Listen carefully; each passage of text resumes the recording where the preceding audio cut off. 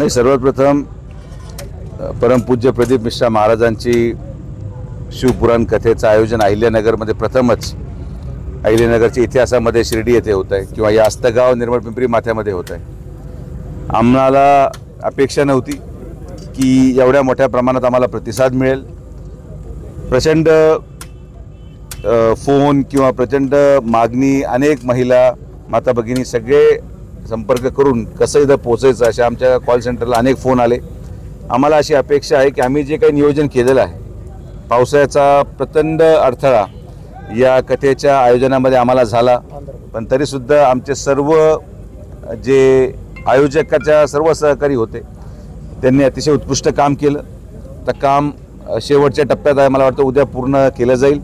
जवळपास आमचं टार्गेट आहे की पहिल्या दिवशी जी प्रथा राहिलेली आहे की पहिल्या दिवशी साधारण 1 लाख लोक असतात, मग ते दुसऱ्या दिवशी 2 होतात, मग 3 होतात आणि 16 तारखेला सांगताच्या कार्यक्रमाला 5 ते 6 लाख लोक हे अपेक्षित आहेत.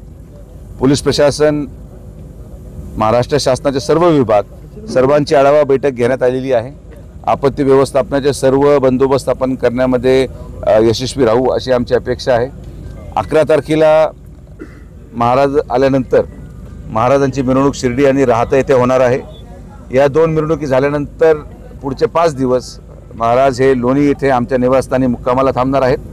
आणि VIP सांगायचं झालं तर आम्ही अनेक राज्याच्या मंत्रिमंडळांना, सहकाऱ्यांना, मंत्रिमंडळाच्या सर्व सन्माननीय मंत्री महोदयांना माननीय नामदार राधाकृष्ण विखे पाटील साहेबांच्या वतीने निमंत्रण दिलेलं आहे.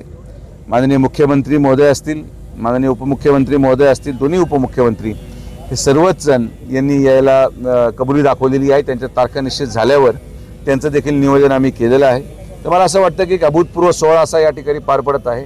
हा पाठीमागचा जो देखावा आम्ही उभा करण्यामध्ये यशस्वी झालो, याच्यामध्ये सगळ्यात मोठं जी गोष्ट पाहण्यासारखी आहे, अजूनही पूर्ण झालेलं नाही, पण जो सेंट्रलचा डोम आहे तिथं आम्ही 4 धामची प्रतिकृती निर्माण केलेली आहे.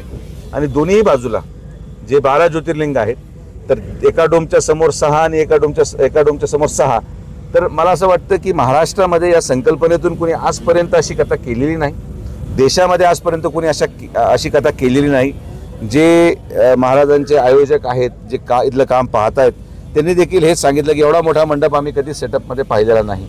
तर आम्ही ही काळजी घेतो की ऑक्टोबर हिटचा परिणाम येणाऱ्या भाविकांवर होऊ नये. पाण्याची व्यवस्था, प्रत्येक आलेला भाविक हा शेडमध्ये बसावा ही व्यवस्था, जे मुक्कामी राहणार आहेत भक्त त्यांची देखील व्यवस्था, बाथरूमची, पाण्याची, सगळ्या ग्रामस्थांनी, आमचे जेवढे या जमीन मालक होते यांनी आपली जमीन या कार्यक्रमासाठी दिली. आमच्या परिसरातल्या सर्व शेतकऱ्यांनी विहिरीतून पाण्याची व्यवस्था आम्हाला करून दिली.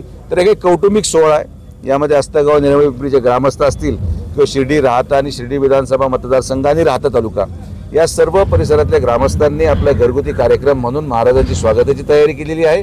आणि या कथेची चर्चा, ही कथा संपल्यानंतर पूर्ण महाराष्ट्रामध्ये आणि देशामध्ये जाईल हा विश्वास आम्हाला होतो. काय एकंदरीत किती भाविक या सर्व कथेदरम्यान उपस्थित राहतील आणि भाविकांना देखील नियोजनासंदर्भात काय आवाहन तुम्ही करशाल? नाही, भाविकांना एकच विनंती करेल की कथा आयोजित करण्यामागे फार चांगला उद्देश आहे.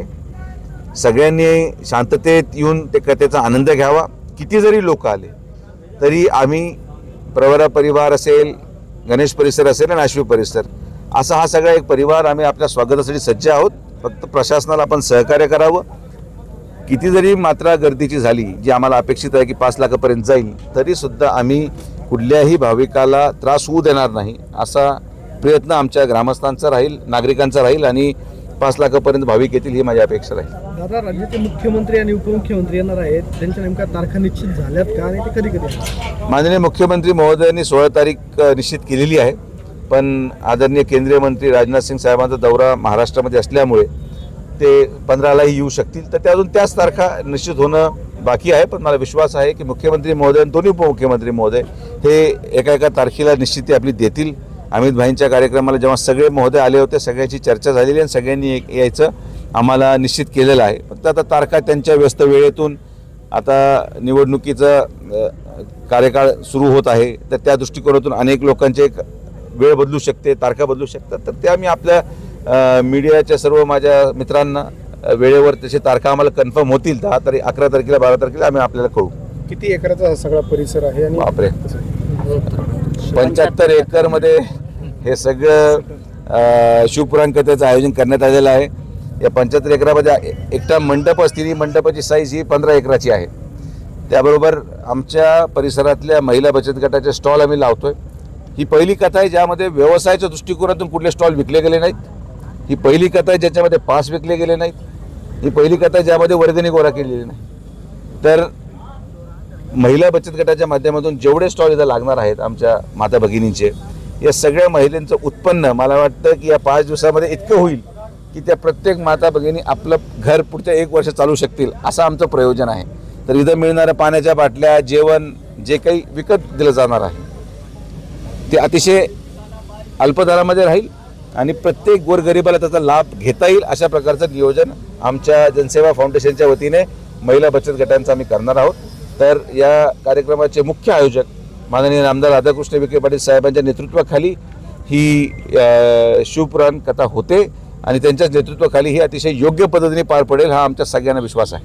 दादा, या शिर्डीत आलेले भाविक या ठिकाणी येण्यासाठी रिक्षाने येतील, काही दुसऱ्या गोष्टी, आता त्या रिक्षा चालकांना काय आवाहन कराल? उद्या शिर्डी पोलीस स्टेशनमध्ये आमचे DYSP भारती साहेब असतील, गलांडे साहेब असतील आणि ट्रॅफिकचे वेसेकर साहेब असतील, या सगळ्यांना मी सांगितलेलं आहे की शिर्डी पोलीस स्टेशनमध्ये जेवढे चालक मालक संघटनेचे वेगवेगळे युनियनचे जेवढे अध्यक्ष आहेत या सगळ्यांची मीटिंग आमच्या शिर्डीच्या काही पदाधिकाऱ्यांसमोर होणार आहे आणि तिथून त्या कार्यक्रमाच्या ठिकाणी आणि कार्यक्रमाच्या ठिकाणावर शिर्डी याचं दर निश्चित केलं जाणार आहे. कोणीही भाविकाची लूट करता आढळलं तर मग पोलीस व्यवस्थापन त्याचा बंदोबस्त करणार हा आम्ही संदेश पूर्णपणे सगळ्यांना कळवणार आहोत. आणि मला विश्वास आहे की हे जेवढे रिक्षा चालक आहेत, जेवढे टेम्पो चालक आहेत, हे सगळे आपल्या परिसरातले भूमिपुत्र आहेत. त्यामुळे सगळ्यांनी सहकार्य अगोदरच दाखवलेलं आहे, यापूर्वी दाखवलं आणि या कथेला देखील दाखवतील आणि अतिशय उत्कृष्ट पद्धतीने शिर्डीमधून इथं आणि इथून परत शिर्डीला वाहतूक व्यवस्था केली जाईल.